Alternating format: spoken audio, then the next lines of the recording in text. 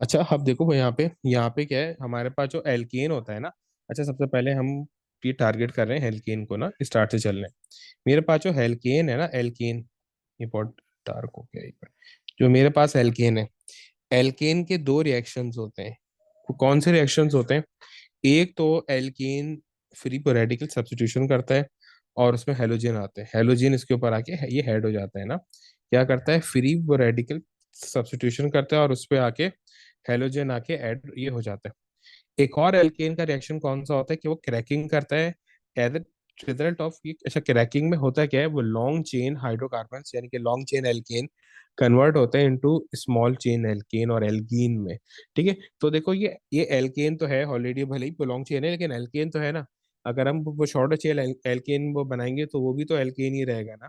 ठीक है, तो ये फिर किस में चेंज हो जाता है? ये एल्केन और एल्कीन में चेंज हो जाता है। अब क्रैकिंग मेरे पास दो टाइप की होती है। एक होती है जैसे यहाँ पे लिखा हुआ है ना, Al2 O3 और SiO2, ये होती है कैटालिटिक क्रैकिंग। एक होती है थर्मल क्रैकिंग। थर्मल क्रैकिंग जो है वो बहुत ज्यादा टेम्परेचर पे होती है, 500 से लेके 750 डिग्री सेल्सियस तक होती है मेरे पास थर्मल क्रैकिंग। सही है। और कैटलेटिक जो है वो अराउंड 450 डिग्री सी पे होती है।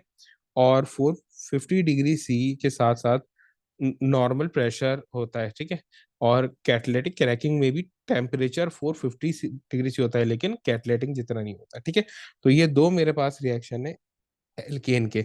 अब जो यहाँ पे हमने एल्केन से एल्कीन बनाया है ना, इस एल्कीन के सबसे ज्यादा रिएक्शन है। देखो मेजरली तो इस एल्कीन के तीन रिएक्शंस होते हैं। सही है। अब यहाँ पे तीन रिएक्शंस होते हैं आपके पास ना। सही है। देखो एक होता है इलेक्ट्रोफिलिक एडिशन एल्कीन में ना। एक होता है इलेक्ट्रोफिलिक एडिशन। ठीक है। एक होता है ऑक्सीडेशन। और एक होता है मेरे पास,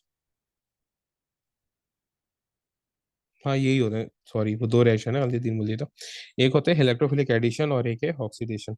अच्छा देखो, ऑक्सीडेशन भी मोर और लेस आप एडिशन बोल सकते हो, लेकिन वो एक फिर वो ऑक्सीडेशन की फील्ड में पार्ट है। ऑक्सीडेशन हम अलग करेंगे। यस, और एक होता है ये पॉलीमराइजेशन। ठीक है, सही बोल रहा था, याद आ गया मुझे। ठीक है, तो तीन रिएक्शन आपके पास होंगे एल्कीन के। ई electrophilic addition, second oxidation, third polymerisation. Electrophilic addition और ये पॉलीमराइजेशन हम अभी कर लेंगे, ऑक्सीडेशन जो है वो फिर पूरी एक चेन के साथ वो करेंगे ना। तो ये, अच्छा देखो अब यहाँ पे क्या होता है इलेक्ट्रोफिलिक एडिशन में मेरे पास, अगर मैं इसका रिएक्शन करा दूं किसके साथ, अगर मैं इसका रिएक्शन करा दूं यहाँ पे H2 के साथ ना, तो क्या होता है डबल बॉन्ड टूटते हैं दोनों कार्बन पे। H और H आ जाता है और उसको वो किस में कन्वर्ट कर देता है? एल्केन में। ठीक है, यानी डबल बॉन्ड टूटेगा और H2 के साथ रिएक्शन कर रहा हूँ तो दोनों पे एल्केन आ जाएगा। सॉरी, ये हाइड्रोजन आ जाएगा, वो एल्केन में चेंज कर देगा। इसको हम एट द सेम टाइम देखो यहाँ पे हम निकल या प्लेटिनम कैटलिस्ट यूज कर रहे हैं। यहाँ पे हम निकल या प्लेटिनम कैटलिस्ट यूज कर रहे हैं ना। तो ये मेरे पास क्या रिडक्शन है, जहां पर भी डबल बॉन्ड तोड़ना हो, ब्रेक करना हो ना, या तो या डबल बॉन्ड का खाली पाई सिस्टम पर ब्रेक करना हो या पूरे का पूरे डबल बॉन्ड ब्रेक करना हो, तो वहां पे जब भी ये रिडक्शन होगी, कार्बन कार्बन डबल बॉन्ड या कार्बन वो नाइट्रोजन की जैसे वो साइनाइड की होती है, तो उसमें निकल या प्लेटिनम कैटलिस्ट यूज होता है सिर्फ। ठीक है, ये कैटलिस्ट यूज होता है और उसके साथ रिएजेंट लेते हैं हाइड्रोजन से। अच्छा देखो, अब उसके बाद अब सिर्फ ये इलेक्ट्रोफिलिक एडिशन की तरफ आते हैं। अगर मैं यही इलेक्ट्रोफिलिक एडिशन कर दूं किसके जरिए? अगर मैं यही इलेक्ट्रोफिलिक ये एडिशन कर दूं Br2 के जरिए, ठीक है, और ये CCl4 वो डार्क किया, ये तो जरूरी नहीं है आपका याद करना। ठीक है, यानी सीधा मैं ये Br2 के जरिए कर दूं तो दोनों ये एच जो है, सॉरी दोनों ये डबल बॉन्ड हटेंगे, यानी एक डबल बॉन्ड रहेगा, दोनों की एक एक वैलेंसी निकलेगी और दोनों पे ये Br आके ऐड हो जाएगा, तो ये मेरे पास क्या बन जाएगा? हेलो एल्केन बन गया। ठीक है, फिर देन उसके बाद अगर मैं यही रिएक्शन Br2 एक्वस से कर दूं, क्या, अगर मैं यही रिएक्शन Br2 एक्वस से कर दूं तो क्या होगा? एक पे Br आ जाएगा और एक पे OH आ जाएगा, एक कार्बन पे। ये मेरा, ये नहीं बनता, ये मेरा माइनर होता है। मेजर प्रोडक्ट ये होता है, मेरा मेजर प्रोडक्ट मेरा ये होता है। ठीक है, मेजर प्रोडक्ट मेरा ये होता है, जो जो ऊपर वाला जो मैंने कट किया है वो माइनर होता है। और ये वो कब होता है, जब Br2 एक्वस के जरिए रिएक्शन हो। ये तो कब होता है, जब Br2 एक्वस के जरिए। अच्छा, जैसे मैंने यहाँ पे ये Br2 का रिएक्शन किया था ना, ये वाला, अगर मैं यही रिएक्शन Cl2 के साथ साथ कर दूं तो यही हो जाएगा, दो Cl आके जिस तरह की Br ये अटैच हुए, तो दो Cl आके यहाँ पे हेड हो जाएंगे। ठीक है।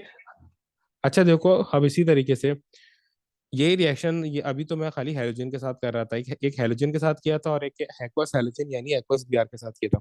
अगर यही रिएक्शन, सेम रिएक्शन, अगर मैं HCl के साथ कर दूं यानी हाइड्रोजन हैलाइड के साथ कर दूं, अगर यही रिएक्शन अगर मैं HCl यानी हाइड्रोजन हैलाइड के साथ कर दूं, तो क्या होगा, एक वैलेंसी पे मेरा H आ जाएगा और एक वैलेंसी पे Cl आ जाएगा, तो ये मिलके क्या बन जाएगा, CH3CH2Cl। क्या बन जाएगा, हेलोजन बन गया, ये भी हेलोजन एल्केन बन गया। लेकिन आप देखो यहाँ पे दो हेलोजन एल्केन आ रहे हैं ना, एक ये वाला है और एक ये वाला है। दोनों में डिफरेंस क्या है, यहाँ पे दो हेलो एल्केन आ रहे हैं क्योंकि खाली मैं Br2 के जरिए कर रहा हूँ ना, और यहाँ पे एक हेलो एल्केन आ रहा है। रीजन क्या है कि मैं HCl के साथ कर रहा हूँ। जो मेरा रिएजेंट है इटसेल्फ, उसी में सिर्फ एक जो है वो हेलोजन है, तो यहाँ पे खाली एक हेलोजन आएगा। अब यही रिएक्शन में HBr के जरिए भी कर सकता हूँ, HI के जरिए भी कर सकता हूँ, HF के जरिए भी कर सकता हूँ। तो क्या होगा उसमें, बस अगर मैं HBr के जरिए करूंगा तो जो Cl है उसके बदले यहाँ पे Br आ जाएगा और Br ही अटैच हो जाएगा, तो ये ब्रोमो एल्केन यानी हेलो एल्केन में ये ब्रोमो एल्केन बन जाएगा। आयोडीन के साथ करूंगा तो आयोडो एल्केन बन जाएगा, और अगर किसी और के साथ करूंगा तो वो उसी का हेलोजन बन जाएगा। अब इसमें एक और इलेक्ट्रोफिलिक एडिशन आती है जो सबसे ज्यादा डिफरेंट होती है, वो मेरे पास होती है इसके जरिए। जो अभी आपने वो, पढ़ाया उसमें सिर्फ जो है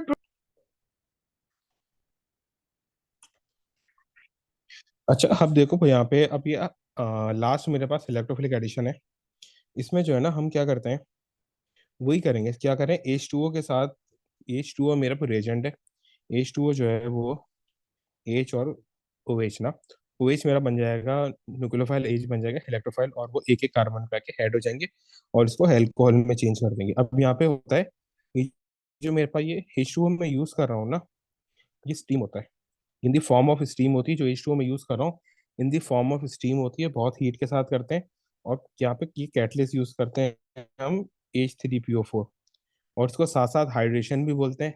देखो इलेक्ट्रोफिलिक एडिशन तो इसका ये पेरेंट नेम है, तो ये इलेक्ट्रोफिलिक एडिशन क्या है इसका, ये पेरेंट नेम है, तो ये इलेक्ट्रोफिलिक एडिशन क्या है इसका, ये पेरेंट को नेम है। ठीक है।